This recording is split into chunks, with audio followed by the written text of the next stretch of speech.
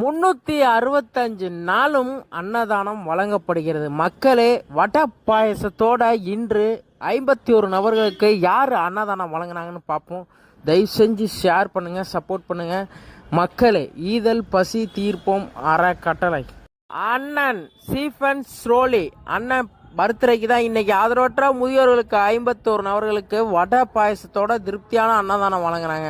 அண்ணன் நல்லா இருக்கணும், அண்ணன் புள்ள நல்லா இருக்கணும், அண்ணன் குடும்பமே நல்லா இருக்கணும்னு மனதார வாழ்த்துவோம். இத்தனை பேர் பசியை போக்குறதுலாம் சாதாரண விஷயமே கிடையாது. இன்னைக்கு அவங்களோட பர்த்டே எவ்வளோ சந்தோஷமாக எத்தனை பேருக்கு அன்னதானம் வழங்கி கொண்டாடி இருக்காங்க.